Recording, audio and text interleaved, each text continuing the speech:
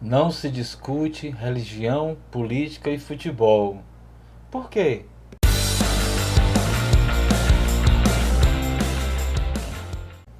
Por quê? Porque é argumento de quem acredita que isso é uma máxima verdadeira.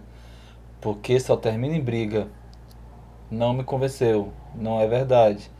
Outro argumento. Porque cada um tem direito à sua opinião.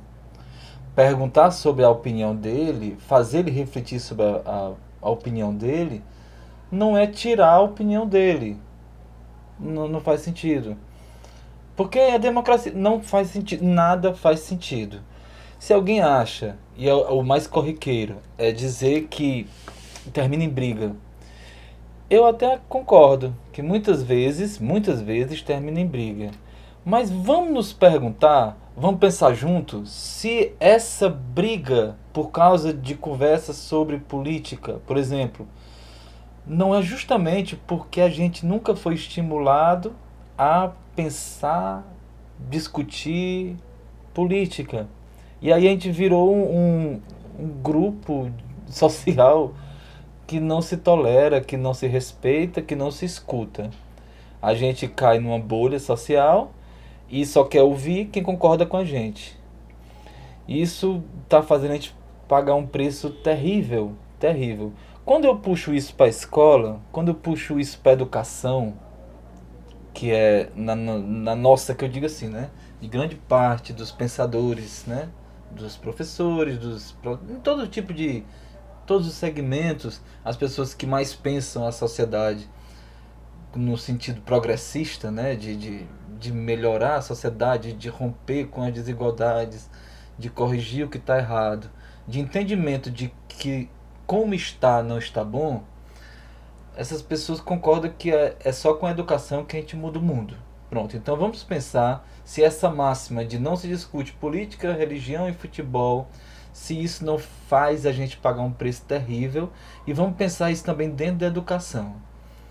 Tudo isso é para depois convidar o pessoal de novo para a live de quinta-feira, né, que tem a ver com isso, que eu escutei umas coisas e fiquei impressionado com as perguntas que eu recebi, né?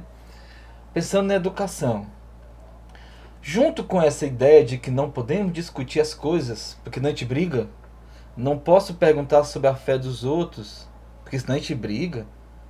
Perguntar sobre a fé de alguém ou algo que a fé obriga a pessoa a fazer é desmerecer a fé? Não é, de jeito nenhum. De jeito nenhum. A fé não se discute, para começar. A fé é sentida entre o indivíduo pela divindade. Se o cara sente, não precisa justificar, não precisa fazer sentido, não precisa argumentar, não precisa criar uma teoria. Não existe, ela sente, só isso. Ninguém critica isso, não. Agora, quando, por exemplo, a fé do cara repercute em atos coletivos ou atos que atingem e que mobilizam ou influenciam a sociedade, aí isso deixa de ser uma relação entre ele e o divino e é uma ação que repercute coletivamente. Então deve sim ser perguntada. Olha como eu estou usando as palavras perguntada. Eu podia usar a palavra criticada, mas esse tipo de raciocínio, que não é novo, né, há muito tempo, ele também satanizou a palavra crítica. Então, toda vida que eu falo que eu vou criticar uma postura, as pessoas já automaticamente pensam que eu estou esculhambando a postura, que eu vou falar mal da postura, que eu vou discordar. E aí eu tenho até vergonha de repetir isso sempre, mas criticar é pensar sobre. Eu até defendo que esse pensamento tem que ser dialético.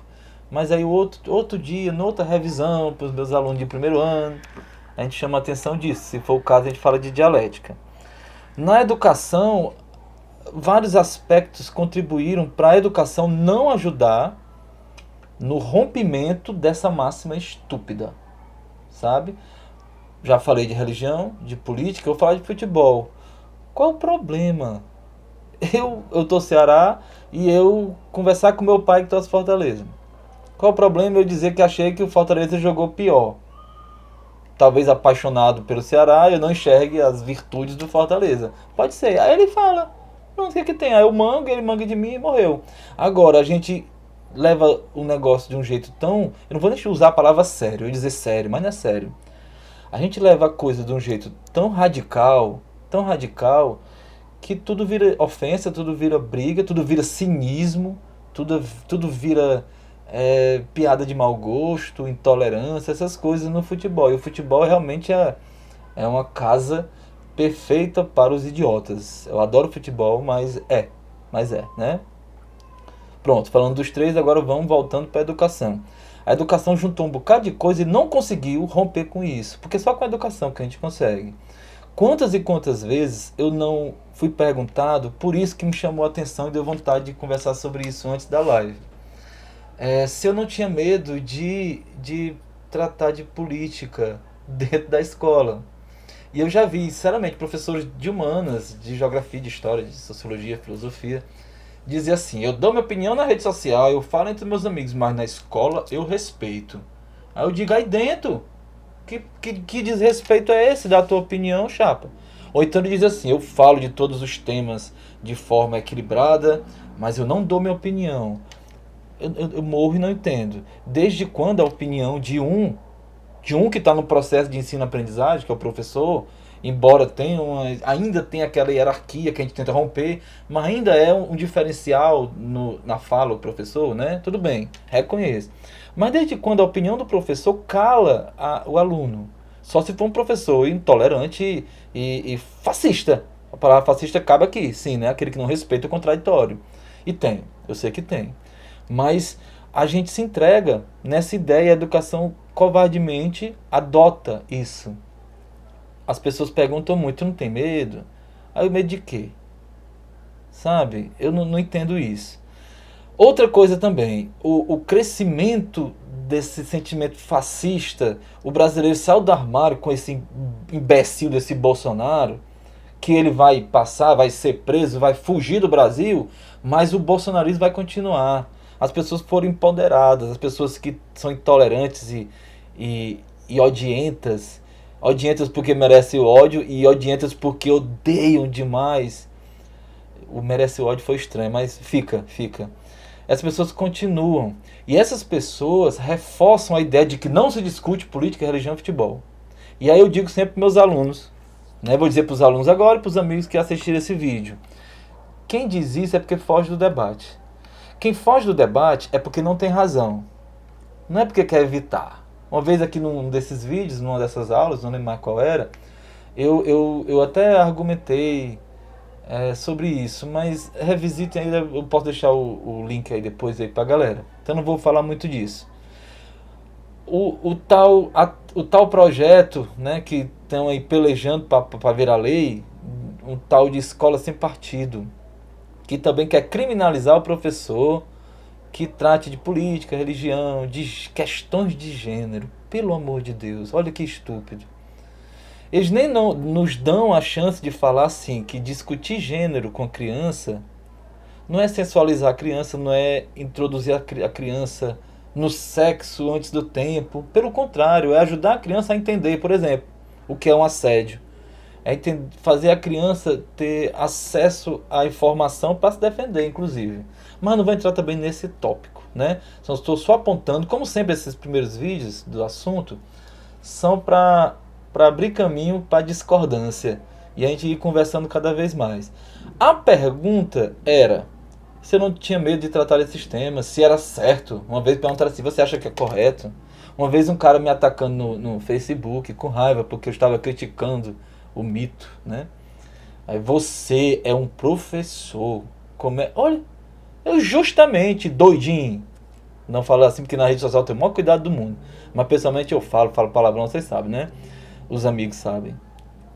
Então vou explicar de novo para fazer justiça à minha disciplina e fazer sentido o convite da live que vai acontecer quinta-feira.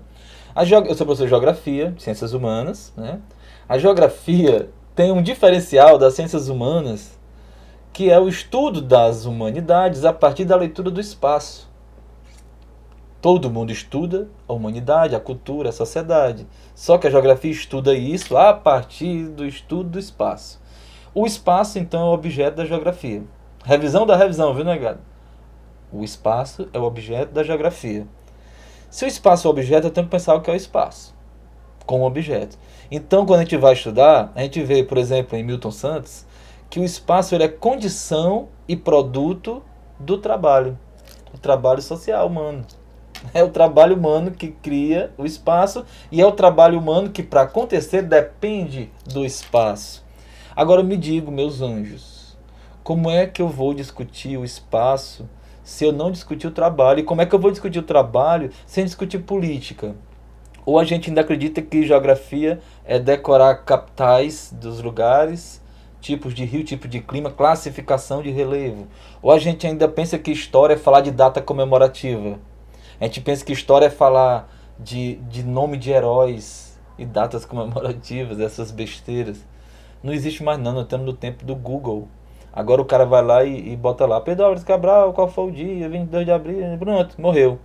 A gente tem que discutir e analisar. Na geografia, a gente tem muito mais do que analisar e descrever o espaço, a gente tem que entender as virtudes do espaço e os defeitos do espaço. Esses defeitos do espaço geralmente estão na desigualdade.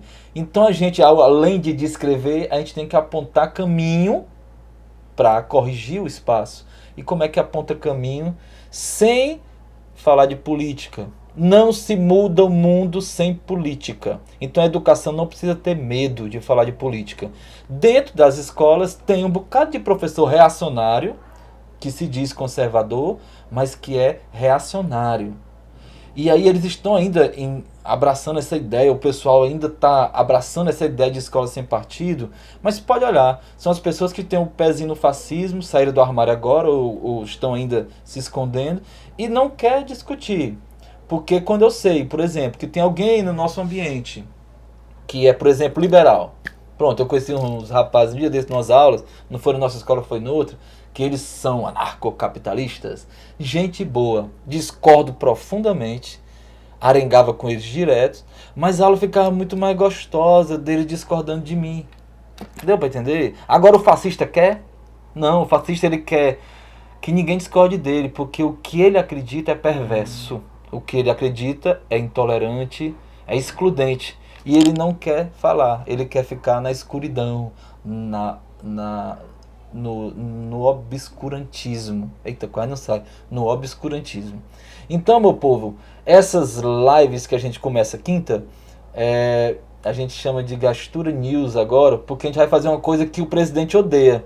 A gente vai estimular que os estudantes se liguem na mídia, nas notícias do telejornal, enfim, nas notícias do mundo contemporâneo. E essas notícias vêm carregadas de processo, de crime, de assassinato, de Laranja, de Queiroz preso, de filho do Bolsonaro querendo barrar o processo em cima dele, satanizando o STF, enfim. Eles querem calar as pessoas e querem cegar as pessoas. E aí a gente vai fazer vai começar essa dinâmica diferente, estimulando os jovens a interpretar, a analisar, discutirem as notícias do jornal. E aí, como meu amigo David sempre reclama que eu esqueça, ele quer que eu diga nas coisas assim, cala a boca, já morreu. Ele gosta dessa frase, uma vez eu falei, ele achou engraçado, que é do tempo da pivete, que a gente era pivete. Se querem nos calar, a negada diz, cala a boca, já morreu, quem manda na minha boca sou eu. Foi mal, mas é o que a gente dizia. Então pro David a gente termina esse papo aqui com o cala a boca, já morreu, quem manda na minha boca sou eu.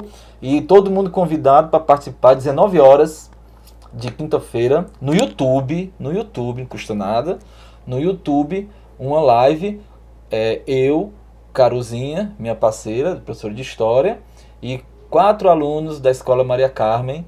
Eu vou até me arriscar aqui dizer, se alguém bater fofo, depois o mangue, a gente reclama deles mangando, né?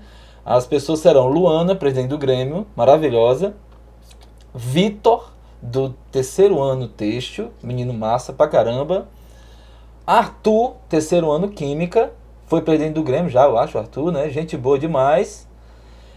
E a 4ª pessoa, eu tô esquecendo agora, ixi, que vergonha, vai ficar puta porque eu lembrei, é uma menina. A 4ª pessoa que eu falei, a Kaline, desculpe. A Kaline é maravilhosa, uma menina que Ela não é da minha turma de geografia. Eu conheço ela, assim, a turma dela das aulas de nivelamento, sabe? Aulas de português, é estranho. Mas ela é incrível e me conquistou mesmo. Eu já convidei para ficar perto de mim. Tô recrutando a negada para ajudar a gente a discutir e motivar a meninada a não ter medo da política, não ter medo do futebol e não ter medo da religião. Porque uma das coisas básicas para a gente discutir isso é saber que a gente tem que respeitar o entendimento sobre a política, o prazer do futebol, o gosto pelo time e tal, e a fé das pessoas.